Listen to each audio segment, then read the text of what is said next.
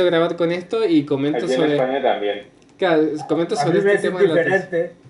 A mí me es indiferente. Yo no sabía la vida de mi madre antes de yo nacer, así que Claro, bueno, igual no es como tan literal. Es como en Argentina cuando se dice, uy, qué paja. Es como... Mi no, no, mamá, aquí también, mi mamá al aquí no principio es tan decía duro. como, ¿por qué dicen eso? Y ahora ella también lo dice. Pero al principio chocaba, no es literal. Sí me pasó en No, México, depende del tono de voz. claro, Depende del tono de pero aún voz. así el tono de voz, es como hablando de este capítulo de la atención. Me pasaba en México, por ejemplo, la señora de la biblioteca, o de la librería, también en la fotocopiadora en la universidad, que me dijo una vez, y dice, ¿y usted por qué siempre anda tan enojado? Y me lo dijo como muy seria. Y yo le digo, yo no ando enojado, y yo digo, para mí en Argentina soy bastante simpático, creo. Pero en México es como, sí decían que era el argentino más simpático que habían conocido. Eh, pero le digo, pero yo enojado, yo no ando enojado. Y ahí fue cuando, llevándole esto a la atención, presté atención y empecé a observar cómo hablaban, cómo le hablaban la gente. Y claro, es como que el mexicano es como tan amable y tan cortés y tan... A mí se me pegaron muchos modismos y muchas palabras mexicanas, pero hay una que nunca se me iba a pegar. Es que ya lo vas a escuchar mucho, Jesús. El mande. Es como el mexicano, viste, que le decís, hola, mande. Y siempre les mande y agacho la cabeza. Tiene como esa cuestión tan sumisa el mexicano. Que, uy, sorry por la gente de México que escuche esto, pero es lo que yo observé. Es como tan amable, pero llega a un punto de tal, a veces, de sumisión, que llega el argentino, sobre todo el porteño, que es como, hola, llegué yo, te quedan dos deseos, que es así como la cuestión contrapuesta. Uno como totalmente prepotente y el otro totalmente eh, humilde y hasta sencillo. Sencillo, digo, sumiso. Entonces, nada, empecé a observar eso y me fijé que, claro, la gente iba y le decía, por favorcito, me sacaría una copiecita de esta, no seas malita, y dígame cuánto saldría, ay, aquí tiene, y que le vaya muy bonito en su día y bla, bla, bla. Y fue como, ajá, ok. Y después Bueno, es una aprendí. cultura sumisa, es una cultura sumisa y tienen razón histórica de ser. Claro, entonces ya dije, bueno, pero eso sí se me quedó. Después volví aquí en Argentina y ya nomás llegando, cuando llegué al aeropuerto, ya dije, qué grosera esta gente. Y ya, pero y después de eso en casa, que es como el por favor y gracias, siempre. Si a mí no me decían por favor o gracias, yo no hacía las cosas. Y al menos eso me quedó. Parece algo básico, pero en Argentina no se dice por favor y gracias tan así suelto como se dice en México o en otros países probablemente. Bueno, eso. Y cuando tú prestas atención a esos comentarios, a esa observación, cambió tu realidad. Sí, totalmente. Si no, preguntarle a Javier. Yo era un mexicano más después. Pero al principio, yo era como se dice en Argentina, una sopa de chancho, ¿no? Como muy pesado. Y así me llevé como varias paredes por delante, ¿no? Hasta que a los golpes y a la prestada atención, digámoslo así, como que fui observando eso y dije, no, bueno, esto no puede seguir así. Como, y eso sí me queda de México, es al lugar donde fueres, haz lo que vieres. Entonces uno ve, Mm. presta la atención, cambia esa atención y como dice justamente en el libro y dicen en muchos otros lugares, cuando cambias tu atención, cambias tus pensamientos, cambia tu realidad. Y literalmente, como dice el libro, literalmente cambia tu cerebro. Entonces, sí, cambia muchas cosas. Ahí tengo una discrepancia referente a esa frase y es la siguiente. ¿Qué pasa con los mensajes subliminales? Que no prestamos atención, sin embargo, Mm. hicieron como un experimento, no sé si en el año 80, donde Se te fue la señal. Ah, se y cortó un hubo poco. un incremento notable de estas dos. Sí, Espera, dijiste algo después del año 80 y ahí se cortó un poco. vale, ahora mejor. Sí. Vale, pusieron mensajes subliminales en una película diciendo que comieran palomitas y bebieran Coca-Cola y el consumo de estos incrementaron un montón, pero la gente no era consciente, ni siquiera era atenta a esos mensajes. Buen A punto. ver, Sí. dos cosas muy sencillas. Primero, ¿cuándo el ser humano pone atención a las cosas? Empecemos Hoy en día menos. por, correcto, Cuando les empecemos interesa. ni siquiera aún así. La definición de ser, de persona, incluye casualmente la desatención completa del ambiente versus su egoísmo. Y número dos, las, la programación de frases subliminales que existe, a mí me encanta practicarlo. Ese es un hobby divertidísimo cuando tienen 1000 borregos ahí, perdón, personas trabajando. Pero, pero en el caso de las culturas o de los pueblos, son cosas meramente antropológicas. México, cuando dicen el mande y todos los diminutivos, ha sido casualmente porque incluso desde antes de la conquista española, el pueblo era completamente sumiso y era un pueblo, tanto los aztecas como los mayas, donde había una estructura fuertísima de jerarquías y el 98% eran simplemente esclavos totalmente sumisos. Lo mismo sucede con el español con su vale y su venga, ojalá en Barcelona, que, oh, Dios mío. Entonces, ¿qué nos remite eso? A que ha sido antropológicamente hablando una cultura de movilización y una cultura de mercadeo y de comercialización de cosas, para no decir consumista. Por eso fue una potencia antes de la Edad Media, llega la Edad Media, se queda en bancarrota y llega en el Renacimiento a tratar de estabilizarse un poco. Porque iban para acá y para allá y también todo tenía un costo, un valor. Y eso se quedó, eso no era un mensaje subliminal, eso es una expresión verbal de su genética social, creo yo. Lo mismo sucede con los árabes o los mismos los japoneses. Los japoneses para todo dicen gracias. Incluso la palabra no, que en el vocabulario existe, que es ichi, jamás se dice.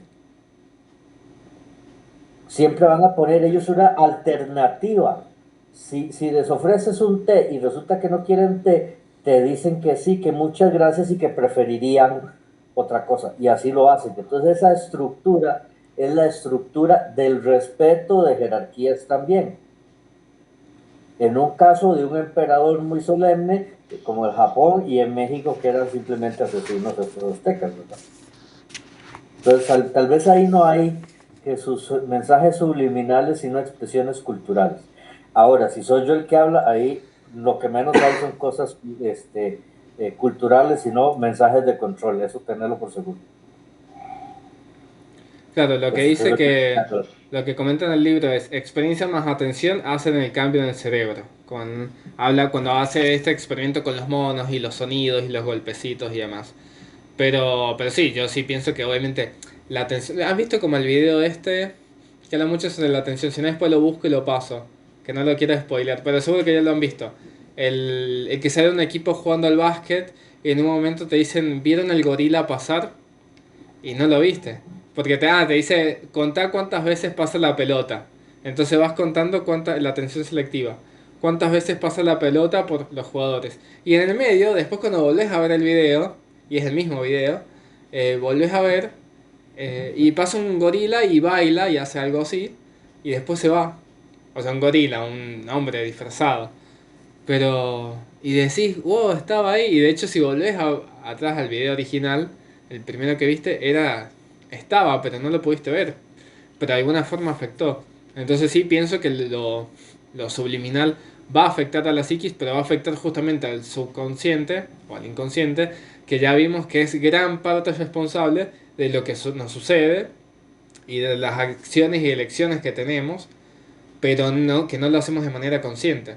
Ahora, la forma de cambiar la vida a propósito se puede llegar a apalancar o no de esto, pero el cambio como más profundo se va a dar con la experiencia y la atención selectiva. Vale, estoy de acuerdo. Entonces, en nuestro día podríamos poner mensajes subliminales estratégicamente situados para programar aún más nuestro cerebro. ¿Esto lo implementáis vosotros? Me gustaría sí, implementarlo más. bueno, tal vez ya Facu lo hace hasta automático y no se ha dado cuenta. Un mensaje subliminal en el subconsciente es que en el día estás haciendo algo y tu cabeza queda y dice, mañana me toca levantarme temprano para seguir tal cosa. Te lo dices una vez. Y en tus reacciones, si tú te analizas, has estado haciendo antes de acostar o en el proceso de acostarse una serie de acciones en silencio, para decirlo de manera gráfica, que realmente lo que están es condicionando al subconsciente a estar listo de tal cosa o preparar a tal otra. Entiendo. Como cuando la gente se Y acostumbra... Sí, te oigo. Dale, Jesús. con una vez crees que es suficiente, Alan. Depende de cuánto la persona haya desarrollado y concentrado el amor a su inteligencia. A ver, a ver. Al Volvemos a... niño, hay niños a los que se les repiten las cosas un montón de veces y la culpa no es del niño. Si al niño le repites más de una vez, es porque estás queriendo hacer que el niño no sea inteligente. Lo mismo que sucede cuando se entrena una mascota. Yo ¿Y lo, qué yo- tal la palabra compromiso? bueno, es que ahí, casualmente la palabra compromiso, que en inglés es muy interesante, el doble sentido de commitment. Cuando tú tienes un compromiso, adquieres una responsabilidad muy seria, pero si el compromiso es contigo mismo, estás haciendo una promesa, porque es hacia vos mismo. El que falla a una promesa o el fallar a una promesa merece la muerte. Punto. Ahí no hay discusión. Uf, pues debería haber muerto varias veces. Bueno, pues Ahí posiblemente, por dos, creo. posiblemente has muerto tantas veces que no te has dado cuenta que has revivido al día siguiente. Mira, a ver, yo soy uno que yo hago lo que me ronca la gana y hago cosas y ahí les voy dejando porque la verdad ya estoy muy cansado. Pero hay momentos, y detesto estar a presión. Si a mí me dicen hay que hacer algo en este año, un proceso de un negocio, un trabajo, el dueño me contrata y me dice, en un año necesito llegar a subir tanto en ventas.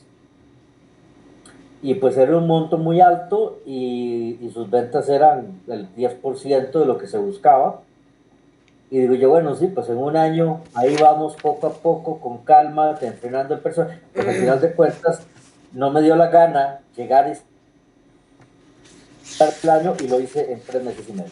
Se llegó a 3 meses y medio y le dije, ok, chao, mi compromiso fue llegar a ese monto, se llegó, se superó en menos tiempo, me voy. Hasta aquí mi función.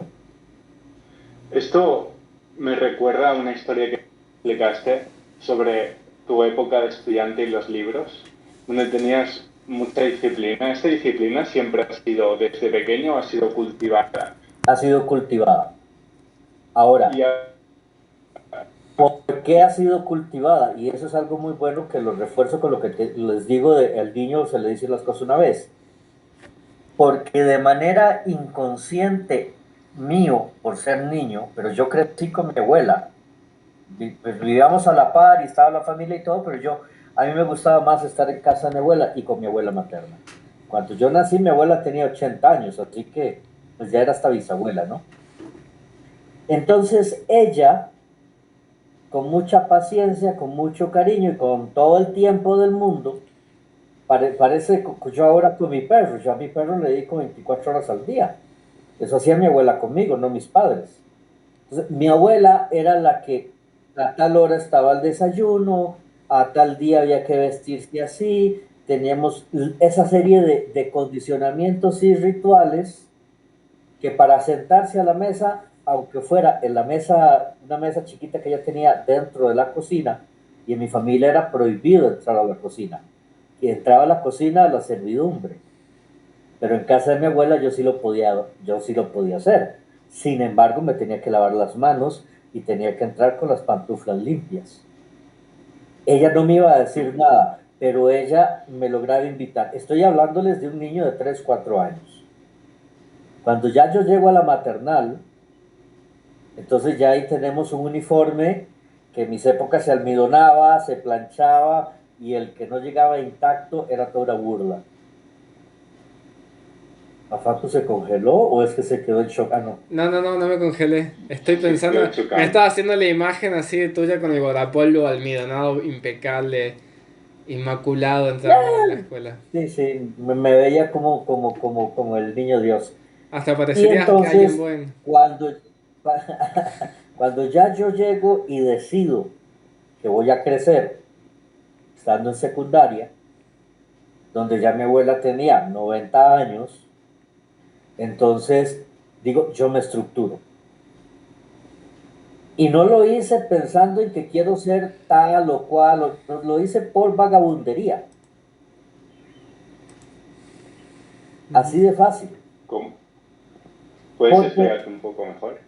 claro, mira, yo estructuré pongamos un Excel, creo que ya se los dije, 5 de la mañana suena el despertador, 5:02 apago el despertador, 5:03 termino de estirarme en la cama, 5:05 entro al baño, 5:06 va el primer pedo, 5:07 estoy en la ducha y a ese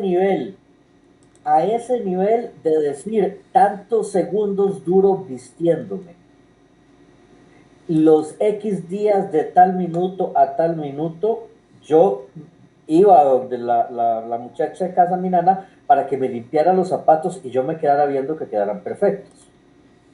Estudiaba una materia y de pronto yo sabía que en televisión de las 3:35 a las 3:45 había una caricatura y yo me iba a verla, tomando en cuenta el minuto que yo duraba de mi sala de estudio a la sala de televisión. ¿Por qué hice eso? Porque yo no me quería complicar la vida de estar pensando y analizando qué hacer y qué no hacer como en cada momento. Yo dije, si yo lo escrituro, me limpio las manos, eso es el vagabundo. Era Ahora entiendo. no complicarme la existencia, sino que, es que ya después grande, en Estados Unidos yo me fui al Museo Einstein, a la casa de Einstein, y a mí me hizo muchísima gracia, ya yo lo practicaba y yo no sabía que, pues bueno, Einstein tenía toda su ropa en su closet, era igual, y todos sus zapatos igual. Tenía hasta la ropa interior del mismo color, misma marca y tal. Entonces, y yo ya lo hacía. A eso es algo que yo escuché un montón de veces, pero te juro que, no sé, es tal vez lo que me costaría hacer. Bueno, porque a tu edad y por el consumismo del Internet hoy por hoy, la vanidad es buena. Bueno, ya sé, pero tampoco es que soy tan vanidoso. Uy, admito que Ajá. tengo mi cuesta, si no, no iría tan... ¿Qué pasa? Entonces, yo llego y veo que Einstein decía, o sea, ¿para qué voy a gastar tiempo viendo a ver qué corbata me pongo? Lo veían con la misma ropa todos los días, pero resulta que se cambiaba de ropa 3 veces al día No, y era la misma. interesante. La productividad que tuve en eso fue increíble, por eso era tan cabrón que podía tener sexo en las aulas, porque ¿Cómo es esto?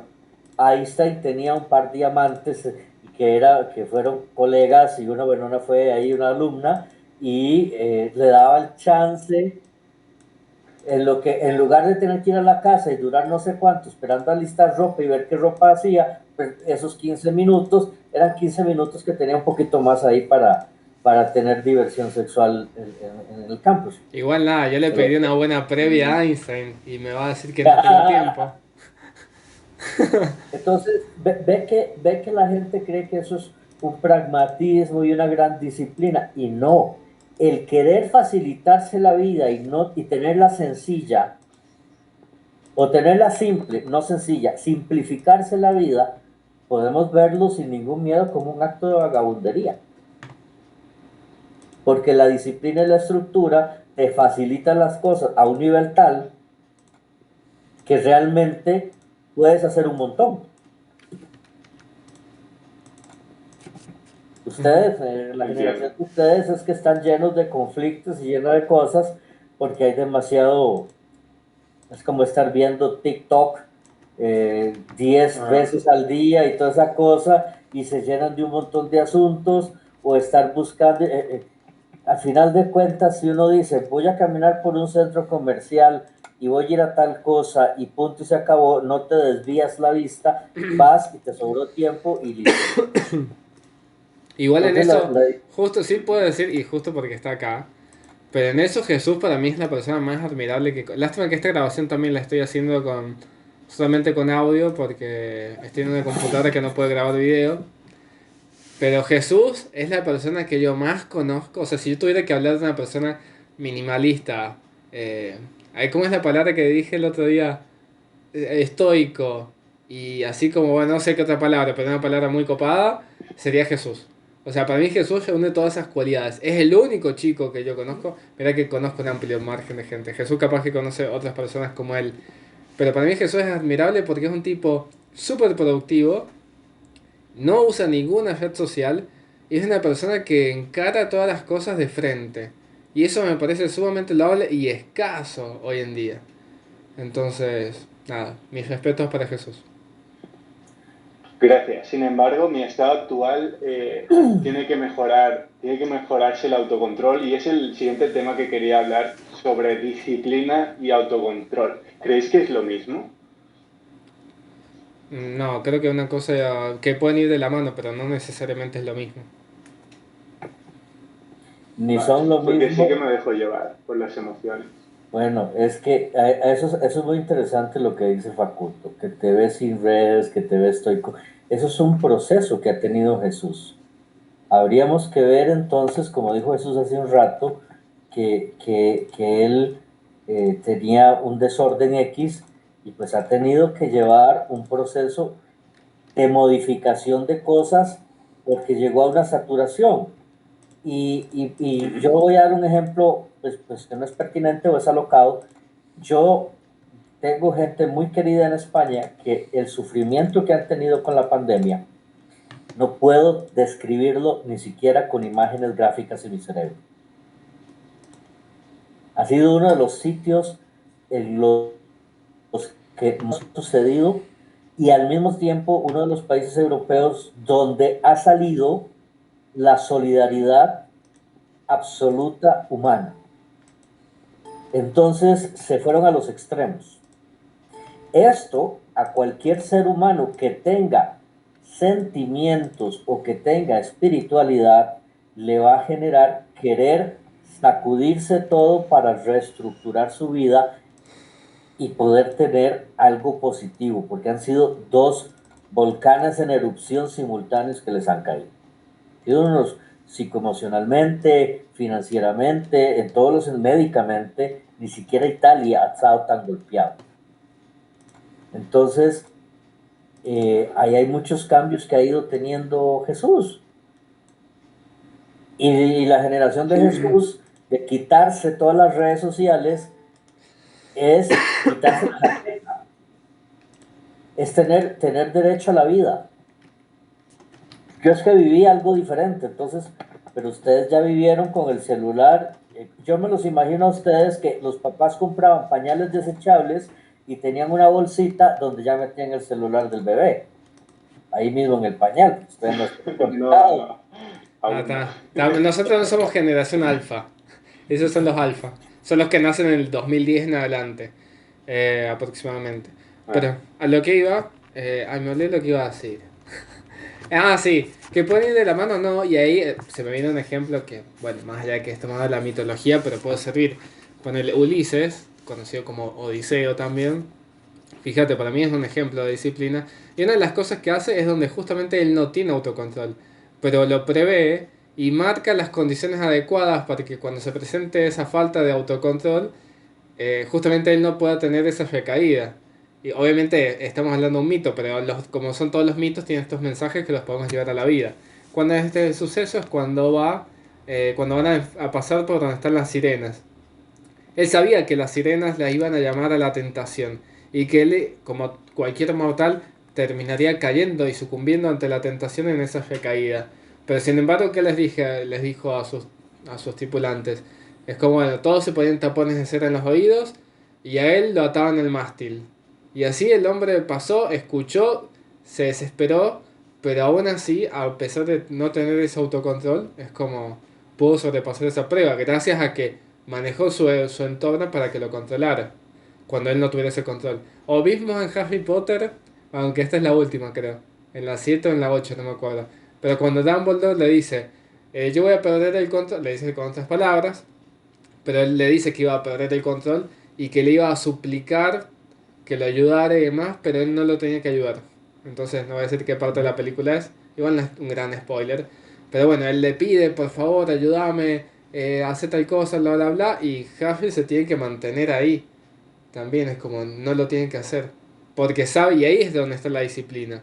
La disciplina termina afectando al control, en este caso. Es como no sería tampoco lo mismo, pero yo lo relaciono con el concepto de Dharma.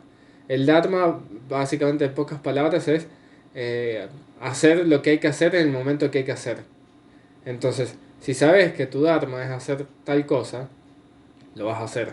Entonces, la disciplina yo lo relaciono en ese punto. Si sabes que hay que levantarse temprano para ir a, no sé, a salir a hacer ejercicio, porque es lo que te propusiste para tu cambio físico, por ejemplo, y sabes que lo tienes que hacer, aunque haga frío, aunque tengas flojera, aunque, no sé, se pasen otras situaciones, o tu compañero con el que ibas a salir a caminar ya no va más, y bueno, pero si es tu propósito y sabes que es el camino y son esos pasos, la disciplina va a actuar como ese puente entre el punto donde estás ahora y el punto donde vas a llegar.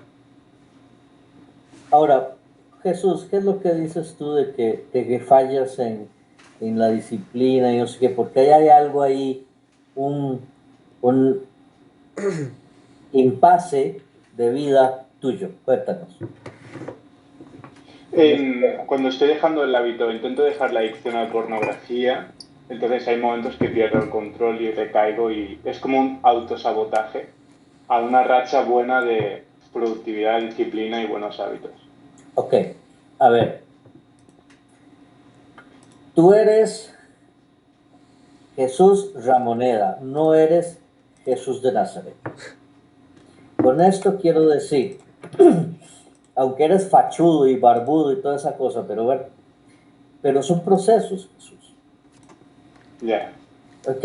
Y tienes que entender, la recaída no es mala. Ya. Yeah. La medicina ha dicho que cuando una persona tiene el tema este del tabaquismo o las adicciones, que las cortaron de una vez por todas, de un día al otro. Claro, alguien que se amarre los pantalones o las enaguas, dice así, yo lo voy a hacer y quemé todos los cigarrillos y no volví a tomar. ¿Qué sucedió? Que la medicina demostró que sus niveles de ritmo cardíaco y de riesgo de eventos cerebrovasculares se triplicaron. Bueno, no murieron por el enfisema pulmonar, sino por el derrame cerebral. Entonces, pues, la psiquiatría se tuvo que modificar porque es todo un proceso neurológico. El uso del 100% del cerebro es un balance de cierta alta velocidad, pero sea como sea, los cables se tienen que ir calentando. ¿Ok? ¿Qué hacía yo o qué he hecho yo en el tema, por ejemplo, de la pornografía? Tengo un amigo que ya falleció, era un gran hombre de teatro, novelista, premiado hasta con el Premio Príncipe de Asturias y de todo. Estudió en Francia, estuvo después en otros países. Al final de su vejez ya se quiso quedar en Costa Rica. Entonces este amigo, como venía además de una familia muy noble dentro del grupo de alta clase social en San José, en Costa Rica, en la capital, entonces, y de aquellas épocas, él no podía decir que él era gay. Jamás, eso era como satánico. Bueno, ¿y el hombre qué hacía? Pues con otro amigo que también se estuvo con él en Francia, que era como su mejor amigo, que yo siempre dije que era como su amor platónico, su amante de toda la vida, nunca supe. Por supuesto, si ya están muertos, se imaginan que ellos sí me llevaban a mí más de 50 años. El que era dramaturgo, el que se llama X, pues tenía a su amigo Y, y Y le llevaba los cassettes de VHS y de Betamax de pornografía que sacaba el tiempo para cambiarla de un DVD o de internet y bajarla porque el viejito no sabía cómo ver eso. ¿Okay? Tenía nada más la casetera. Y una vez me dice a mí, bueno, el viejito se llama Daniel, se llamaba Daniel y el otro se llamaba David. Y David me dice, vamos, que tenemos que ir donde Daniel. Y yo, bueno, vamos donde Daniel. Y ya me da una bolsa con un montón de casetes y yo, ya esta cosa que yo no lo había visto en un museo y que va a ser algún documental, alguna cosa, y me dice, no, no, si esta es la pornografía de Daniel de la semana. Bueno, y le digo yo a Daniel, no estaba la señora, la que limpia ahí, la mucama, y le digo, Daniel, pero ¿qué es eso? Estamos en tu casa, aquí hay una muy buena chimenea, hay muy buen clima, tenés pornografía y no la vamos a ver. Daniel se sintió tan presionado que tuvo que traer la casetera y ponerla en el televisor que tenía en la sala y empecé a ver pornografía gay. Simpatiquísimo, yo me moría de risa porque venía al principio y al final los créditos y los nombres de los actores. Y yo con una libreta apuntando y le decía, Daniel, ¿por qué no haces con los nombres de estas personas un personaje de alguna novela o de alguna obra? Lo invadí tanto con eso y le cambié el tema porque yo le decía, tú, Daniel, es que un hombre educado, abogado, con maestrías, etcétera, de buena familia, que esté viendo pornografía, lo que está haciendo es ir en contra de la dignidad de los actores, porque estás promoviendo la mancillación de su honor. Y le digo, además, yo no veo ningún cabrón de esos que la tenga a 30 centímetros, así que son pequeñititicas, eso no sirve para nada. Y Daniel reaccionaba de una manera que eso pasó como 4 veces que yo llegué a decirle así y al final de pronto dijo, no voy a volver a ver más pornografía. Entonces David tenía que conseguirle maripepinos, strippers, para que llegaran a la casa a hacerle un baile. Pero es que en ese momento Ariel tenía más de 80 años, así que no crean que iba a tener algún nivel de excitación. Era su morbo. Antes de morir hizo un último libro, es una última novela y casualmente es la historia de cómo un chico de la calle termina siendo médico. Entonces, ¿Eres tú? no, yo no soy médico. Era uno de los tipos estos y él hizo la obra porque Daniel me lo decía, es que este está muy sabrosota y no sé qué cuánto, y yo le decía, bueno, si es que David se lo trajo de Miami, porque en Costa Rica que se iba a encontrar alguien que sirviera,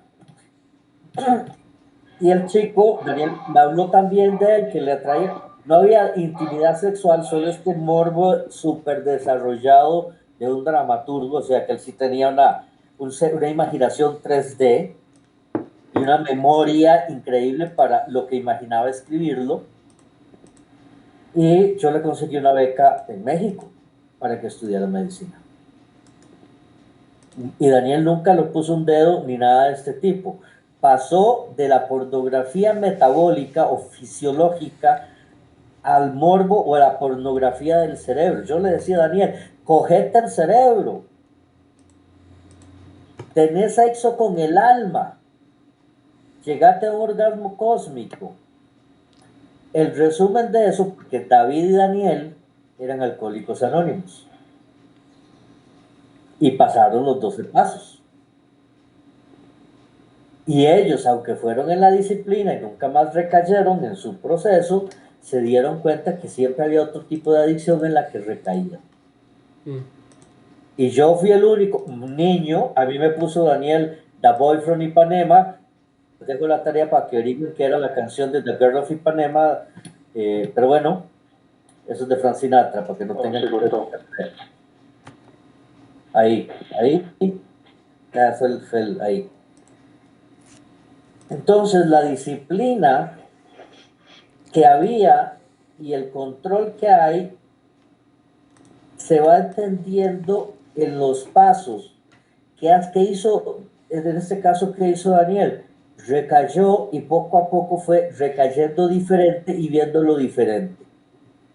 No te castigues por recaer, premiate porque recaes menos. ¿Ok? Gracias, Alex.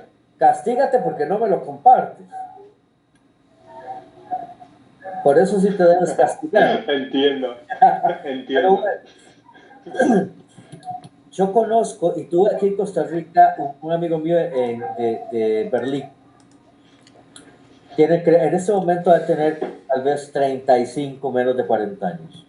Y el hombre era productor de cine pornográfico.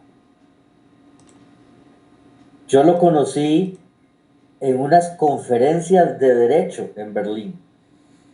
Y así que mi cerebro siempre es, el tío es estudiante de leyes. Y pues cuando estábamos dando la conferencia me hizo unas preguntas, era el único que habló español bien, todo casi fue en alemán o en inglés, y este sí no habló en español. Nos hicimos amigos, me dijo que tenía mucha plata, me di cuenta que sí, lo invito a Costa Rica, le gustó el país, y me dice, ay, consígueme una casa en la playa con estas características para hacer unos vídeos, unas peliculitas. Y yo, mire, entonces yo me fui donde el ministro de Turismo a abrir la boca de que era un productor de cine, productor de películas. Pues yo soy muy inocente en eso y nunca pregunto el detalle. O sea, a mí me dice, yo produzco películas que le gusta a la gente, lo primero que pienso es en Walt Disney. Claro, Nat Geo, pensaste que era tipo Nat Geo, Algo así, sí, un porque Discovery Channel, algo por el estilo. tenía mucho interés en las ballenas, en el mundo y en el bosque tropical y todo esto. Y claro, cuando ya veo yo que me dice, bueno, ya llegué, aquí estoy, la otra semana viene esta lista de personas, hay que conseguir una microbús para traer, estos son los chicos y estas son las chicas, y yo, ¿de qué me estás hablando? Y hay que conseguir ticos también para las escenas porno, pagaba $3,000 la filmación, yo me quedaba, bueno, ¿qué pasó con él y qué hice yo con él? Entrevisté a todos y cada uno de sus actores y los remití a los médicos, infectólogos y demás, porque es un tema de salud pública y por supuesto nunca más vinieron a Costa Rica. Entonces mi amigo, que seguimos siendo muy amigos, me dice, es que tú eres un hijo de puta, que no sé qué. Le digo, mira, yo no voy a estar de acuerdo nunca con el negocio de la pornografía porque sé lo que hay detrás de ello. Sé las drogas que se les da, sé la obligatoriedad de cosas que tienen, sé el nivel de consumismo y cómo destrozan sus propias vidas. Cuando llegan a los 40 años, terminan en la calle y destrozados. Solo conozco una prostituta de Beverly Hills que vive en una mansión,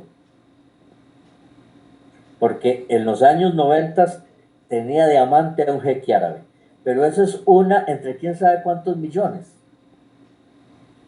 ¿Ok? Entonces, uno ve ese furor juvenil y esa cosa sabrosa y no sé qué, pero al final, si uno analiza un poco más, uno va a decir, bueno, mi adicción a la pornografía equivale a la adicción de las drogas que están matando a los actores. Si yo no les veo, va a tener menos clics online, menos clientes, van a tener un poquito más de oportunidad para mejorar su vida. Era lo que habíamos hablado en algún momento, se trata de mejorar. El cambio es una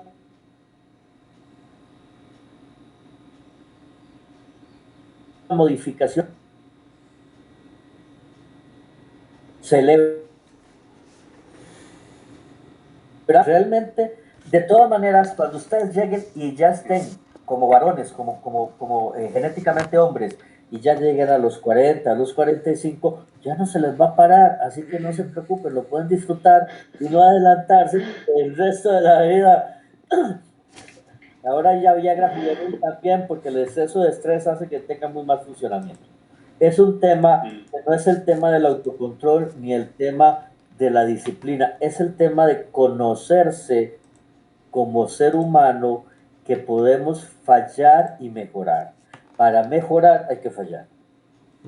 Y las fallas cada vez son diferentes y menores. Entonces yo hago, por ejemplo, hay una persona que estoy ayudando que tiene unas adicciones muy fuertes, vive en un hogar de estos paradictos porque vivió toda su vida en la calle y no sé qué, es un niño de 20, no sé, 21, 24, una cosa así. Yo vivo en un lugar bonito, entonces aquí en el residencial hay seguridad y toda esta cosa. Se sorprendió que alguien, porque les dicen que tienen que vender unos panes por día obligatoriamente para poder dormir en el hogar. Por eso tienen que ir a hacer ese es su trabajo, esa es parte de su terapia y ese es su compromiso. Si no vende esos panes, duerme en la calle, así de fuerte.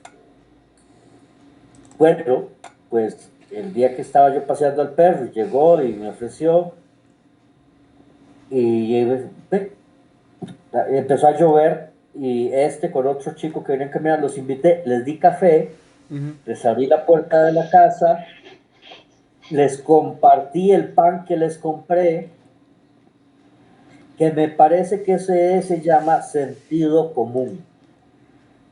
O sea, eso no es ser una gran persona, eso se llama sentido común, educación básica. Punto.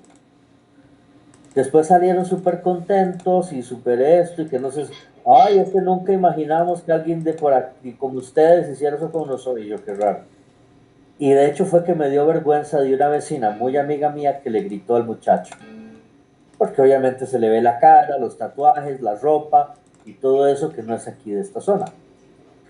Entonces, para no regañar a mi amiga, porque si la regaño se suicida, o me encargo que se suicide, entonces, con más razón, los quise atender debidamente.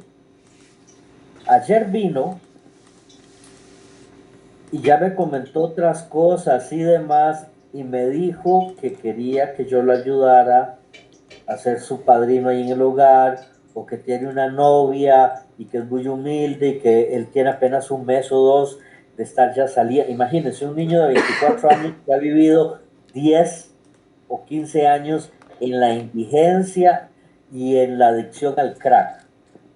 Tomó la decisión por sí solo de salir de eso, sí, hace un poquito más de un mes. O sea, ahí me quito el sombrero.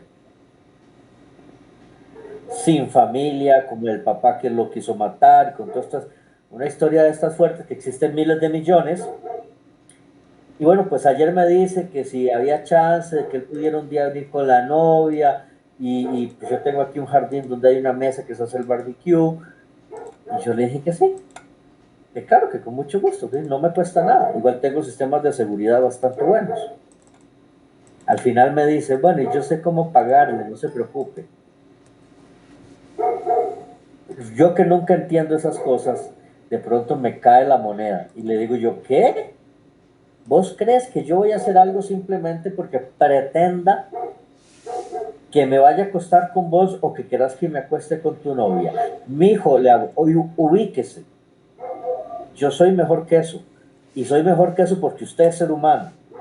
Y porque la oportunidad que usted me da a mí de compartir lo poco que yo tenga hace que yo sea feliz. Punto. Y se quedó así como en shock. ¿Qué significa eso? ¿Por qué se los cuento? Porque realmente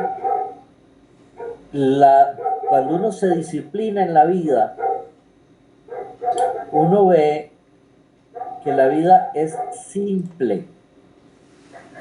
Puede ser compleja, pero es simple. Naces y te mueres. Punto. Ahí no hay más. Lo dijo Felipe de Asturias, estando en Washington, en la Universidad de Georgetown. En una cena, una noche, con amistades, había algunos latinoamericanos, había alguien ahí que llegó de paracaídas, o sea, el invitado de una invitada y otro invitado, ¿verdad? Y después de la cena, en ese momento Felipe era príncipe, quería como irse a tomar algo. Un aperitivo, una cervecita, qué sé yo. Entonces, uno de los presentes latinoamericanos dijo, ay, vamos al PO porque su majestad y no sé qué. Otro por ahí dijo, pues hombre, cojamos unas cervezas de lata y nos sentamos aquí en el parque del campus, punto. Por si ahí era primavera en ese momento, me acuerdo bien. Y entonces dijeron que quién es ese idiota y no sé qué, y que cómo se le ocurre humillar al príncipe, sentarse en el suelo, al aire, y no, que él tiene que estar en un lugar cómodo por seguridad y su imagen, y bla, bla, bla, bla. Entonces el otro que había propuesto estar como ser humano, como lo haría cualquiera, se tuvo que quedar callado. El príncipe de Asturias, hoy rey Felipe, dijo, en verdad os digo, que tan hediondo caga mi padre, el rey Juan Carlos, como el que recoge la basura. ¿Y dónde creen que se tomaron las cervezas? Sentados al pie del árbol, por supuesto. Entonces, ¿cuál es la disciplina que hay que tener? La disciplina es decirle al inconsciente, seamos felices, evitemos el mal. Yo no quiero que hagan el bien, quiero que eviten el mal, punto. Evitar el mal ya permitirá hacer el bien de otra manera. Ahí es donde ya viene la fuerza del espíritu que camina muy bien. Entonces, si yo un día evito el mal y otro día hago algo que no era bueno, de pronto el inconsciente lo siente como una gran maldad, que puede ser una niñería, pero ya hay una reacción de control que va a evitar que se siga haciendo lo que posiblemente era una falta leve, pero como ahora no hacen el mal y tampoco es bien, se siente como es un manejo del juego de ajedrez mental y espiritual simultáneo. La disciplina viene por un acto de trabajo del espíritu y el control es algo meramente cerebral. Y las dos están unidas en momentos claves de la vida humana. Y ya me callo. Bien. Gracias, Ana. De nada. Lo que iba a comentar es... no sé, Jesús, ¿querías comentar algo del capítulo? Sí, sigue porque ya te diste cuenta que yo no lo leí, ¿verdad? Por eso hablé un montón. Quería comentar lo de la explicación cuántica que hace y cómo lo relaciona con que si nos centramos en una emoción o en algo, esto hace reactivar o no, permanece activo los circuitos cerebrales y se fortalece. Y de ahí lo relaciono cuando meditamos, siempre dicen, concéntrate en tal emoción o tal visualización y siéntala. Quería comentar eso. Bien.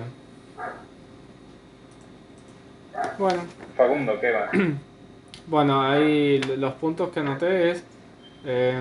también habla que cuando prestamos atención encendemos y aumentamos la actividad especializada en algo, que lo cité un poco antes con lo de la atención selectiva.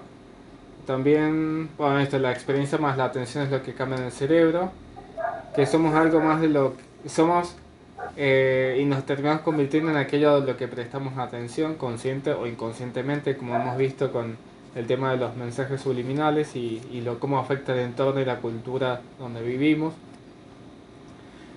También que nos... sí, y hay algo, pero esto lo dejo un poco para el final. Bueno, atención. Dice, la atención, también me llamó esto, que la atención es algo que podemos tocar, que tiene su anatomía, su fisiología y su propia química. Entonces como que le daba la atención a esta entidad propia. Y bueno, también hablaba mucho de los TOC, ¿no? Que surgen en la adolescencia y la adultez. Y profundizaba mucho sobre los estudios que se hicieron sobre cómo la meditación ayudaba a la gente con TOC, pero también los estudios que ayudaban a la gente sana, según dice el libro, o la gente como normal se puede decir, que no tiene TOC, que también los termina ayudando. Y después profundiza, bueno, y habla bastante más sobre mindfulness, como atención con intención, Vivir el momento a momento, en el presente, sin juzgar y sin justificar, que es una tarea un poco complicada. Habla que los opuestos son complementarios. Y yo lo hago con esta comparación de cuando dice de observar los pensamientos, que no me acuerdo cómo era, pero es una afirmación del budismo zen, que es algo así como que cuando estés meditando, si pasan los pensamientos, no los invites a tomar el té, salvo que quieras estar con ellos. Entonces como era algo así, de esto que te decía del zen. Y también algo que dice, esto no es real, que eso se me viene de una película que es Divergente, cuando dice como, o tipo si se lo asocia también con el curso de milagros, cuando dice, esto no es real, como que lo que estamos viviendo no lo es, sino que es una percepción. Y hay como también cuando dice no esperar, también, cuando habla también de esto de la meditación y el mindfulness y la práctica justamente de la meditación, no esperar a tener espacio para practicar, y dice menos si sos como yo, sino crear un espacio. Es como decir como, bueno, tal día, tal fecha, tal hora, me dispongo a este espacio, y no cuando me quede un hueco por ahí. Entonces en esto los tips que saco es cuidar y mimar el propio cerebro, hacer grupos donde hay esta sinergia para, para que se genera con alguien para hacer la práctica, y también el acompañamiento y compromiso que ayuda. Y para finalizar quería proponerles si les parece que hay varios ejercicios, pero si les parece hacer aunque sea uno de estos ejercicios de meditación. Ya estamos un poco pasados de tiempo. Y lo otro que quería comentar, que se me vino bastante con esto, es el Dhammapada, puntualmente el capítulo 2 del Dhammapada, que es un texto budista muy antiguo, que en teoría son las recopilaciones de la sabiduría de Buda, digamos, cuando él fallece. O sea, como deja el plano físico, digamos así, como se juntan los discípulos y según lo que dicen, empiezan a compilar todas las frases, los aforismos que, digamos, en una frase pequeña abarcan como gran sabiduría. Y los escriben en lo que se conoce como el Dhammapada. En el capítulo 2 del Dhammapada habla de la atención. Y si les parece, le puedo leer. Las frases son 11, 12 frases por ahí. Se las puedo leer y después vemos lo otro. No sé. Dale. Bien. Entonces dice, capítulo 2, atención. La atención, después lo copio, cualquier cosa y lo pego, y hay un montón de PDFs con distintas traducciones. De hecho hay algunas traducciones, hay una que me gustó bastante porque tiene explicado algunos términos que les da como ese contexto para entender mejor. Bien. La atención es el camino hacia la inmortalidad. La inatención es el sendero hacia morir. Los que están atentos no mueren. Los inatentos son como si ya se hubieran muerto. Distinguiendo esto claramente, los sabios se establecen en la atención y se deleitan con la atención, disfrutando el terreno de los nobles. Bueno, 23. Aquel que medita constantemente y persevera, se libera de las ataduras y obtiene el supremo nirvana. Gloria para aquel que se esfuerza permanentemente vigilante, es puro en conducta, considerado, autocontrolado, recto en su forma de vida y capaz de permanecer en creciente atención. 25. A través del esfuerzo, la diligencia, la disciplina y el autocontrol, ahí están de vuelta los dos términos, que el hombre sabio haga de sí mismo, a través del esfuerzo, la disciplina, la diligencia y el autocontrol, que el hombre sabio haga de sí mismo una isla que ninguna inundación pueda negar.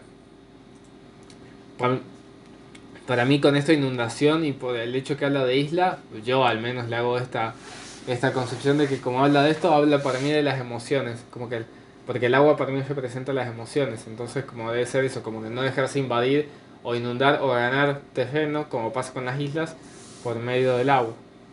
26. El ignorante es indulgente con la inatención. El hombre sabio custodia la atención como el mayor tesoro. 27. No os recreéis en la negligencia, no intiméis con los placeres sensoriales. El hombre que medita con diligencia verdaderamente alcanza mucha felicidad. 28. Cuando un sabio supera la inatención cultivando la atención, libre de tribulaciones, asciende al palacio de la sabiduría y observa a la gente sufriente como el sabio montañero contempla a los ignorantes que están abajo.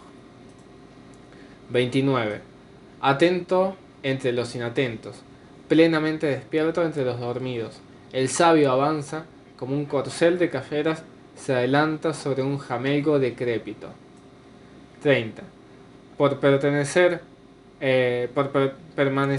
alerta, Indra se impuso a los dioses. Así la atención es elogiada y la negligencia subestimada. 31.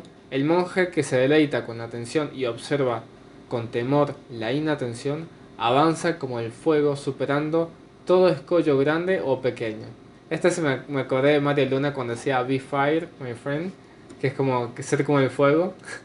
Bueno, un poco más filosófico tal vez. 32 y la última. El monje que se deleita en la atención y observa con temor la inatención no es tendente a la caída.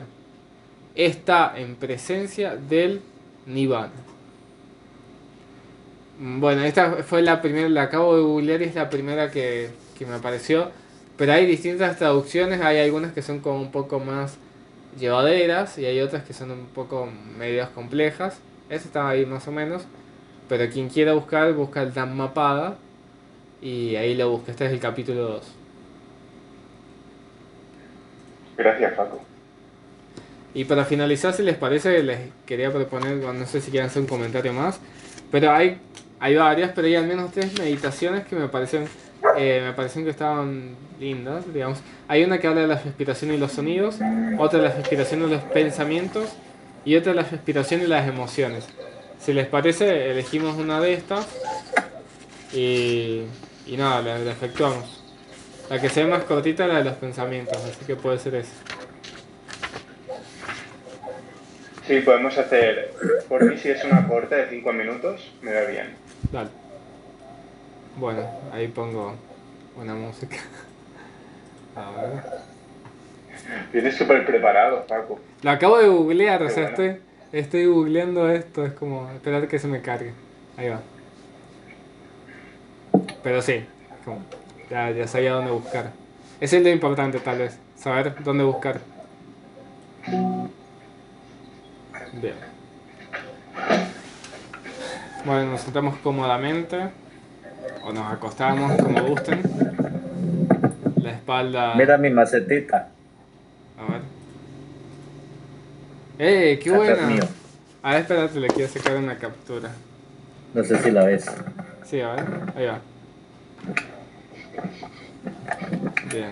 Ha sido una planta que me dio una viejita. No sé ni cómo se llama, pero florea muy lindo. Y se ve muy bien con la cabeza aguda. Bien, ahí hice varias capturas, así que después voy a hacer un collage y las voy a armar con el video. Con tu maceta. Gracias por compartir, Allen. Así ya después sale la maceta en la grabación. Vale. Bien, entonces nos disponemos cómodamente. Y básicamente lo que voy a hacer es leer lo que sale acá. Dice: nuestras mentes son máquinas de pensar que divagan de forma salvaje cuando las dejamos libradas por el propio criterio. Observamos los pensamientos. Espera, Sí, Alan, ¿te puedes mutear por ahí? ahí O lo, mutearte o callar al perro. ahí lo muteé. Pensé que yo estaba en mudo. No, ¿Están ahí. oyendo a los perros? Sí, ahí está. Sí, Listo. me mutearé también. Ahora sí. Bien, estaba por acá. Básicamente no sé si cuenta como meditación, pero sí voy a leer lo que habla aquí. Y bueno, ahí va. Entonces, tomamos una respiración profunda. Y soltamos lentamente el aire.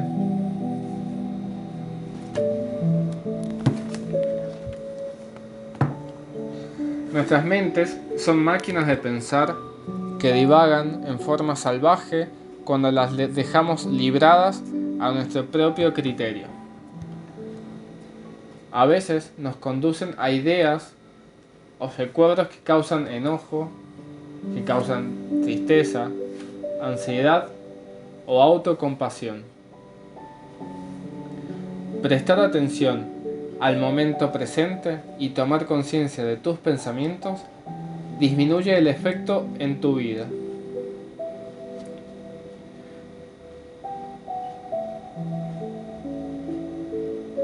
Estos próximos 5 minutos van a estar dirigidos a que tu atención vaya directamente a prestar atención a tu respiración y tus pensamientos.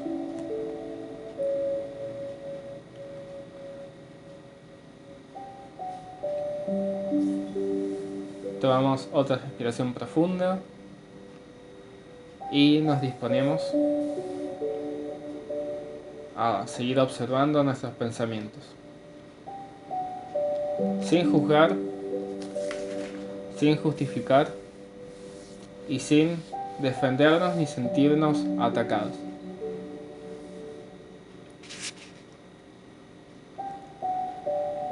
Nos quedamos sentados cómodamente o acostados cómodamente. Nos aseguramos de tener la espalda derecha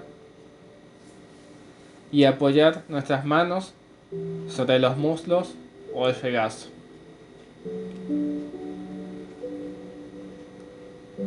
Cerramos los ojos y nos tomamos un minuto para acostumbrarnos a esta postura.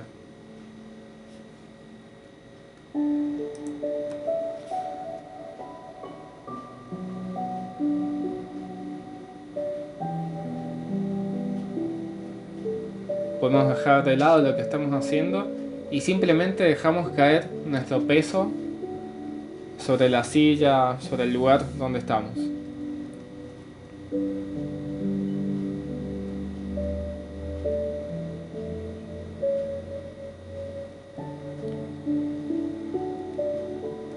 Y nos abrimos a explorar todo lo que está presente en este momento.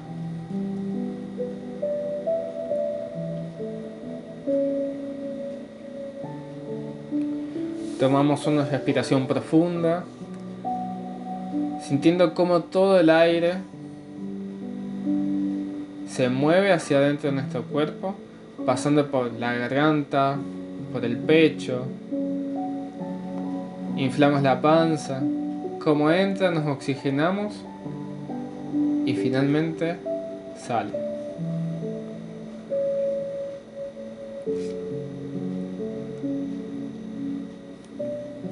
Tomamos otra respiración profunda,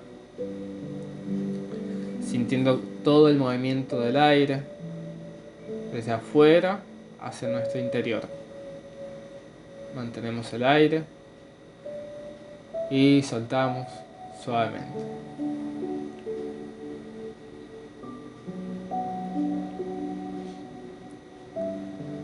Y una vez más, tomamos otra respiración profunda, sintiendo plenamente el aire que circula, llevando la atención al aire y observando nuestros pensamientos. Y soltamos el aire y dejamos ir todo aquello que nos pesa.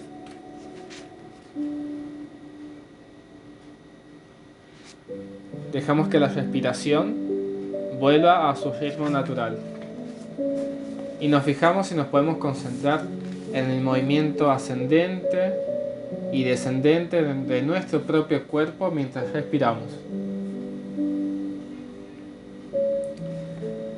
Tal vez sienta cómo la panza sube y baja, o cómo el pecho se expande, o cómo el aire entra por tus fosas nasales. Elegí el punto donde sientas que la respiración fluye de manera más fácil, el punto donde sientas ese cambio cuando entra y cuando sale el aire. Y concéntrate solamente en eso, ya sean en tus fosas nasales, en tu garganta, en tu caja torácica, en tu panza. Solamente concentrar en ese punto. y permanecemos observando la respiración ahí.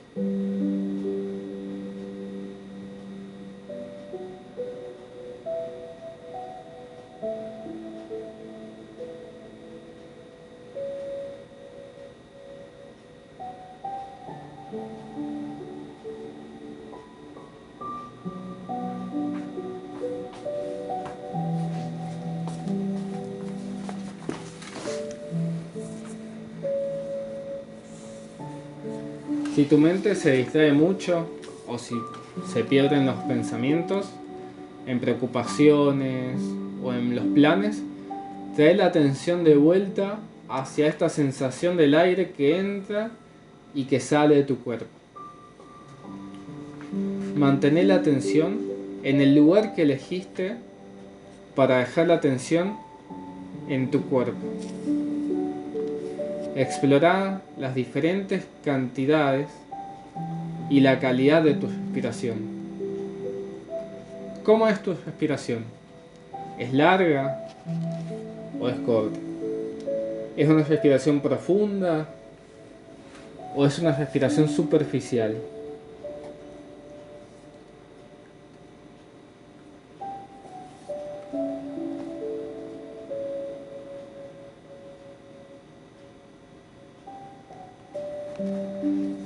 No pasará mucho tiempo antes de que tu mente se vuelva a distraer, pero esta vez, sin perderse en pensamientos, intenta ver a dónde se ha ido tu mente. El tipo de pensamiento que estás teniendo, ¿son pensamientos del pasado o son planes?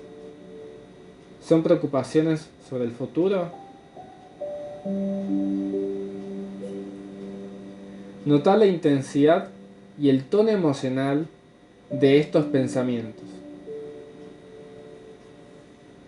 Míralos como si fueran nubes que van pasando por el cielo, u hojas que van flotando en el agua.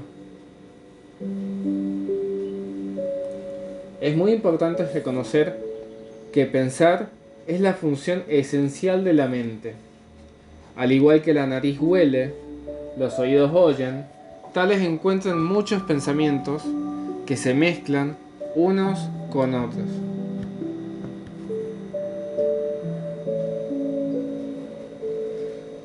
O que una vez que los mirás, ya no hay muchos.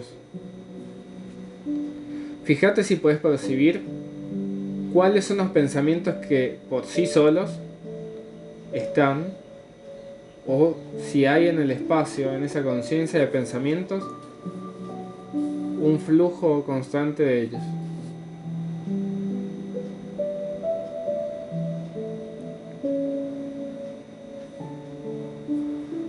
Ahora lleva tu atención de vuelta a ese lugar del cuerpo donde podías sentir la respiración entrando y saliendo. Intenta quedarte con la atención en la respiración y con ese momento en el que el aire entra hasta que el aire sale del cuerpo. Si la mente se llega a perder, observa los pensamientos. Nota que hay ciertos pensamientos que se van a ir repitiendo. Puedes ver cómo algunos se fortalecen mientras que otros pensamientos van desapareciendo.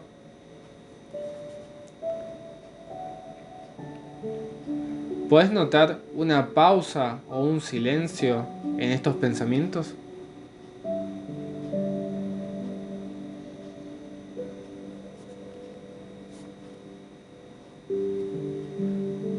Sé muy curioso al explorar. Pone una vez más tu atención en la respiración. Sentí el aire que entra y que sale de tu cuerpo. Sentí cómo la panza sube, cómo el pecho se expande, cómo el aire se mueve hacia adentro y hacia afuera por las fosas nasales. Ahora lleva tu atención a la habitación donde estás. Sentí cómo estás sentado en una silla o en un almohadón. Y nota los puntos de contacto entre tu cuerpo y esa superficie.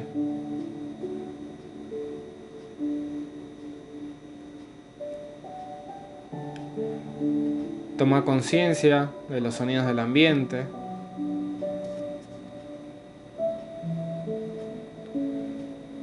Y poco a poco puedes ir moviendo tu cuerpo. Y cuando te sientas listo o lista, puedes volver a abrir los ojos.